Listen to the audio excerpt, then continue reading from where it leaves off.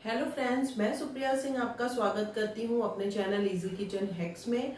आज हम बनाने जा रहे हैं बिहार की रेसिपी चावल पिट्ठा, जो कि बहुत ही फेमस है बिहार में और इसे बनाना बहुत ही आसान है।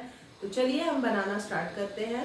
यहाँ पे मैंने चने की दाल भिगो ली थी। आपको चने की दाल को कम से कम 5 से 6 घंटे तक भिगोना है। मैंने यहाँ पे गैस ऑन कर लिया है, उस पर रख दिया है एक पैन। यहाँ पे मैं 2 चम्मच तेल डाल रही हूँ।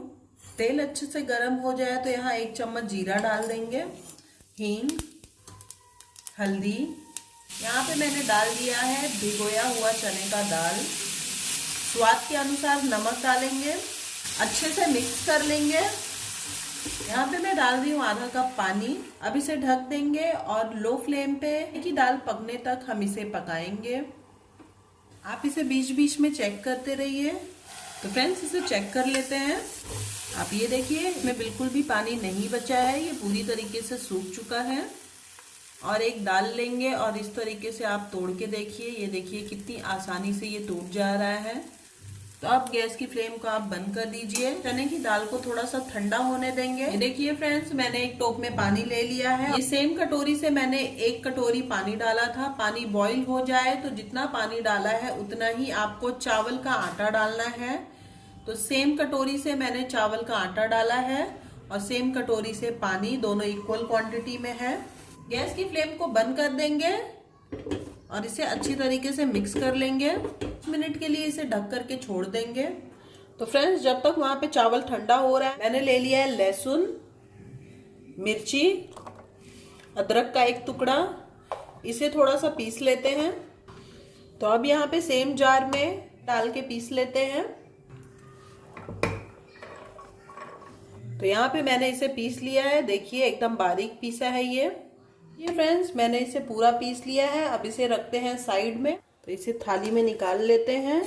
ये अभी भी गर्म है, तो आप इसे धीरे धीरे हल्के हाथों से गूंथ लीजिए। इसमें पानी डालने की ज़रूरत नहीं पड़ेगी क्योंकि पानी हमने पहले ही डाला था। अगर आपको ये ज़्यादा गर्म लग रहा हो तो आप थोड़ा सा और ठंडा होने दीजिए प्लेट में, फिर गूंथिए।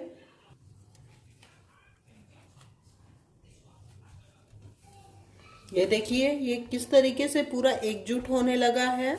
आपको ज़्यादा दिक्कत नहीं होगी ये आटा तैयार करने में, ये जल्दी से गुथा जाता है। 1 स्पून ऑयल लगा लीजिए हाथ में और इस तरीके से इसे एकदम स्मूथ कर लीजिए। ये देखिए ये तैयार है। तो चलिए अब हम पिट्टी बनाना स्टार्ट करते हैं। तो इस तरीके से मैं हाथ में लेके इसे लड्डू के शेप में बना ले रही हूँ। तो पहले इस तरीके से बना के मैं रख लेती हूँ। आप जितना बड़ा चाहे उतना बड़ा बना सकते हैं। ये सूखा होने के बाद भी देखिए आराम से लड्डू बन जा रहा है, दिक्कत नहीं आती है इसे बनाने में। तो यहाँ पे मैंने सारे ही लड्डू बना लिए हैं इस तरीके से। जिस साइज में आपने लड्डू बनाए हैं उस हिसाब से आप यहाँ पे आटा ले लीजिए चावल का। मैंने यहाँ पे थोड़ा सा सूखा आटा लिया है क्योंकि ये हाथ में चिपक रहा है, इसलिए इस तरीके से गोल करेंगे। आप पिट्टी को बहुत सारी शेप में बना सकते हैं। तो मैं यहाँ पे आपको 3 तरीके के शेप बना के दिखाऊंगी। आपको जो आसान लगे आप उस शेप में पिट्टी बना सकते हैं। आप चाहे तो इसे बेल भी सकते हैं, पर मैं हथेली से इस तरीके से कर रही हूँ इसे।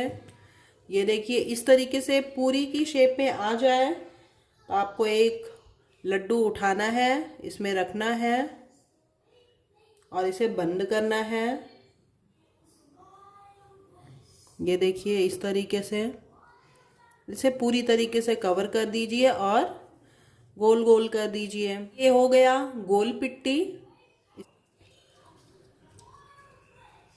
सेम तरीके से आपको इस तरीके से छोटी सी पूरी बनानी है।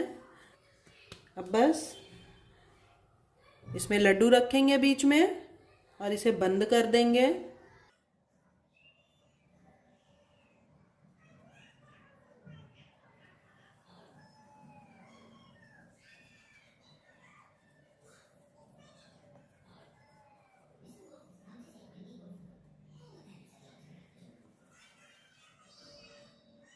ये देखिए ये नारियल शेप में एक पिट्टी बन गई।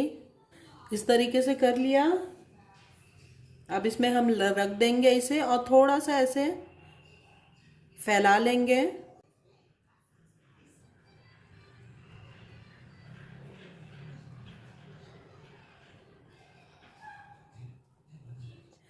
ये देखिए गुजिया शेप में पिट्टी बन गई है।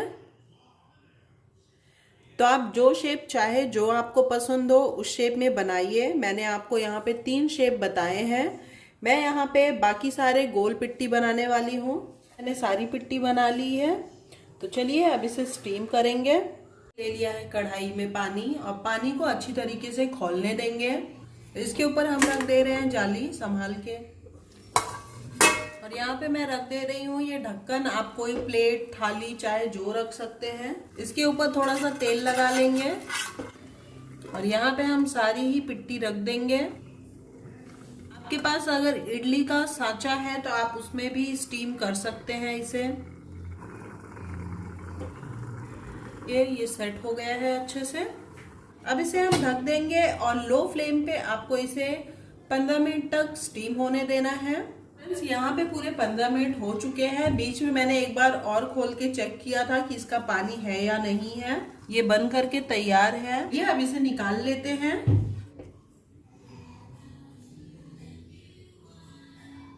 ये देखिए कितनी आसानी से निकल जा रहा है, बिल्कुल भी नीचे चिपका नहीं है ये।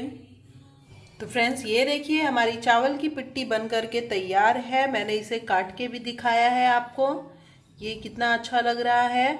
आप इसे हरी चटनी, सॉस या अचार के साथ सर्व कर सकते हैं। ऐसे भी खा सकते हैं। ये काफ़ी चटपटा होता है क्योंकि हमने इसमें मिर्ची डाली है और मसाले डाले हैं। तो फ्रेंड्स अगर आपको मेरी रेसिपी अच्छी लगी हो तो प्लीज़ मेरे वीडियो को लाइक कीजिए, चैनल को सब्सक्राइब कीजिए। Thank you, bye bye.